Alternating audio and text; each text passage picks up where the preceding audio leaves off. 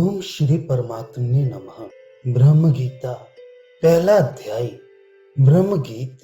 मुनियों ने निवेदन किया, हे श्री रोमहर्षण जी, आपने संक्षेप से व विस्तार से दोनों तरह से सारा विषय हमें समझा दिया है। परम शिव को हमने आपके शब्दों में तो समझने की चेष्टा की है, किंतु क्या समस्त वेदांतों के वे ही एकमात्र प्रतिपाद्य हैं? इस जिज्ञासा से अब हम श्रेष्ठ ब्रह्म गीता सुनना चाहते हैं। समस्त विद्याओं के निधान महात्मा श्री कृष्ण द्वैपायन मुनि के आप सुशिक्षित शिष्य हैं, अतः आप ही ऐसे हैं जिन्हें कुछ अज्ञात नहीं रह गया है। यदि आप हम पर प्रसन्न हो तो कृपा कर हमें ब्रह्म गीता सुनाइए। सूत जी ने कहा, हे ब्रह्मज्ञों, मैं वह गीता आपको सुनाता हूँ, श्रद्धा सहित सुनिए। प्राचीन किसी कल्प में सब देवताओं ने मिलकर वेदार्थ का विचार किया, किंतु बिना तत्ववेत्ता गुरु के वे किसी निर्णय पर न पहुंच पाने से संशयग्रस्त हो गए। उन्होंने उग्र तप किया और वेद का निसंदिग्ध अर्थ पूछने के लिए ब्रह्मा जी के पास गए। ब्रह्मा जी सामान्यतः व विशेषतः सब कुछ जानते हैं। जो केवल विशेषतः जानता है वह यद्यपि सब बता तो सकता है, तथापि क्योंकि अनंत वस्तुओं को प्रथमतः ही तत्वद्वयवित्वेन बताना प्रारंभ करेगा, जिससे बोधा को स्पष्ट बोध होना असंभव हो जाएगा।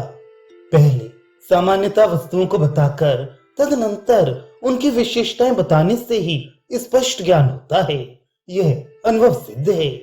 अतः गुरु की उभयविध योग्यता अपेक्षित है। संसार के वे मालिक हैं, भक्तों का हित करने में तत्पर ब्रह्मा परम कल्याणमय हैं।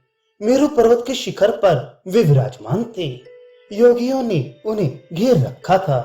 यक्ष, राक्षस, गंधर्व, सिद्ध आदि उसी पर्वत पर उनकी सेवा के लिए उपस्थित थे। विभिन्न स्वर्ण आदि धातुओं और रत्नों से वह स्थल सजा था। अनेक तीर्थों से घिरा वह स्थान पक्षियों के कलरव से गूंज रहा था। आसपास करोड़ों गुफाएं थी। मधुर आदि छह रसों वाले पहाड़ी झरने वहां बह रहे थे। मेरु शिखर पर 100 योजन लंबा और इतना ही चौड़ा ब्रह्म वन है, जिसमें लंबे सरोवर हैं। विचित्र पशु पक्षी, कंदमूल तथा स्वादिष्ट जल की वहां भरमार है। वहां वृक्षों के फूलों पर भौरे मंडरा रहे थे। मंद मंद बयार बह रही थी। उदयकालीन हल्की धूप थी। चांद की भी किरणें अभी पड़ रही थी। उस महान वन में ब्रह्मा जी का उदीयमान सूर्य की तरह स्वर्णिमपुर है। उसके 9 परकोटे और 80 दरवाजे हैं। बलशाली करोड़ों द्वारपाल उन पर तैनात रहते हैं। तलवार, भाले, धनुष आदि शस्त्रों से वे लैस रहा करते हैं। नाना फूलों के गुलदस्तों से और मंगल कलशों से वह सजा रहता है। पुष्पमालाएं उस पुर को शोभित करती हैं और जलते हुए दीपकों से वह जगमगाता रहता है। उस नगर की करोड़ों दीवारें विचित्र चित्रों से अंकित हैं। मोतियों की रस्सियों से मोतियों के ही शमियाने वहां तनी हैं। लंबे लंबे ध्वज फहराते रहते हैं और ऊंचे ऊंचे तोरणे बंधी रहा करती हैं। नाचती गाती अप्सराएं वहां रहती हैं, जिसे चारों ओर विभिन्न वाद्यों की व तालों की गुंजन बनी रहती है। हल्की, स्पष्ट व ऊंची हर तरह की आवाजें आती रहती हैं तथा हंसी खेल की शरारत भरी बातें भी सुनाई देती हैं। वेद, स्मृति, पुराण व इतिहास का पारायण ब्रह्मपुर में चलता ही रहता है, क्योंकि सर्वज्ञ लोग वहीं रहा करते हैं। इसलिए सभी विद्याओं की चर्चाएं वहां सुनी जा सकती हैं। यह पुर वहां तक फैला है जहां से आगे फिर अगाध जल है। नगर के चारों ओर किलाबंदी है। करोड़ों रथ और उनसे भी अधिक हाथी घोड़े तथा अस्त्र शस्त्र युक्त बलिष्ठ असंख्य सैनिक उस उत्तम पुर की रक्षा के लिए उपस्थित रहते हैं। वहां वे ही जन पहुंच सकते हैं जिनके पास अर्जित पुण्य प्रभुत हो। पापशाली का वहां पहुंचना असंभव है। उस शुद्धपुर के अंदर रत्न मंडप में देवी सरस्वती सहित ब्रह्मा जी विराजमान थे।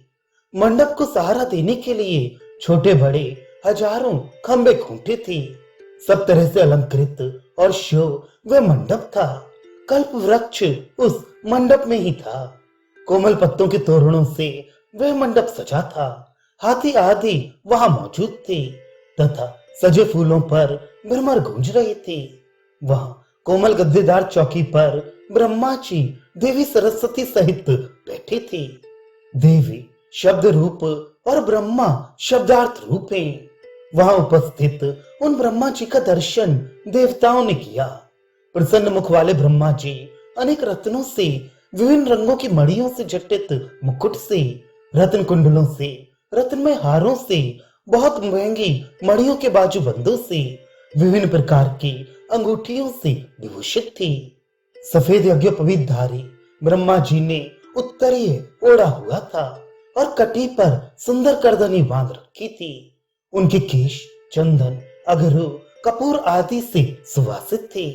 सुगंधित फूलों की अनेकों मालाएं वे पहने हुए थे। वस्त्र उनके सफेद थे और उनका अपना रंग सोने की तरह था। परात पर वे ब्रह्मा जी अपने प्रकाश से सबको प्रकाशित कर रहे थे। सुर, असुर, मुनींद्र आदि सभी प्रजाएं उनकी चरण वंदना अवश्य करती हैं। सर्वकर्ता, सर्वसाक्षी, अज्ञान से परे उन प्रजापति का दर्शन कर देवता बहुत प्रसन्न हुए और उनके चेहरे खिल उठे। देवता पुलकित हो गए तथा आनंदवश उनके गले रूंध गए। ब्रह्मा जी के दर्शन से जो अत्यधिक सुख स्फुटित हुआ था उसी का वे आस्वादन करने लगे। वहां पहुंचने से ही मानो उनका सारा अज्ञान निवृत्त हो गया।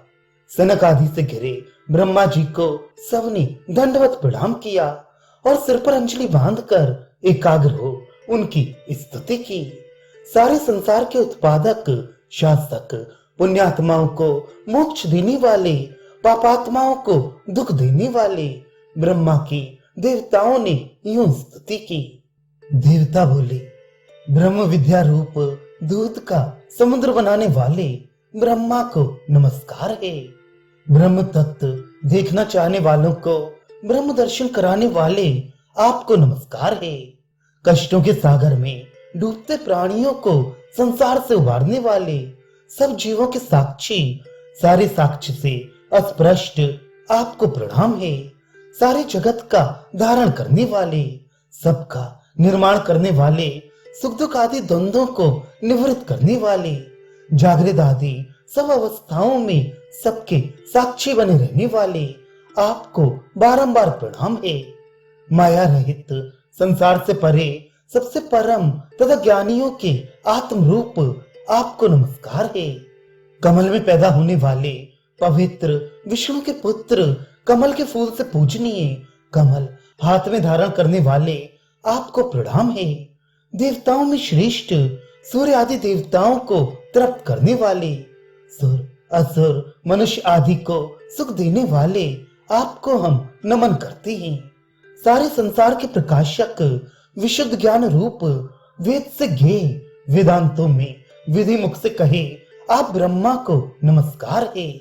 जिसका कोई अन्य विधाता नहीं, विधि वाक्यों का उपदेश करने वाले, विधियों में बताए कर्मों को श्रद्धा पूर्वक निर्वर्तित करने वालों को ब्रह्म विद्या देने वाले आप विधि को प्रणाम है।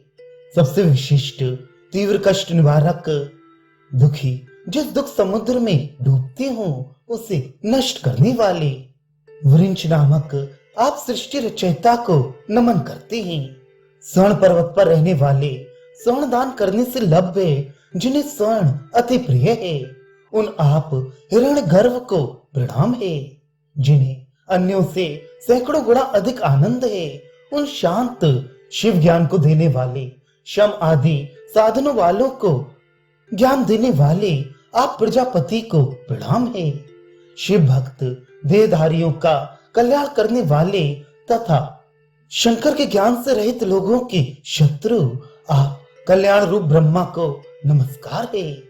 स्वयं होने वाले वेद के उपदेष्टा, खुद ब्रह्म रूप स्वतंत्र आप परमात्मा को नमस्कार है। जो व्यक्ति सदा दुराचार में तत्पर रहता है, ऐसे दुरात्मा को दुख देने वाले व अन्यों को आत्मदान करने वाले आप द्रोहिण को नमस्कार है।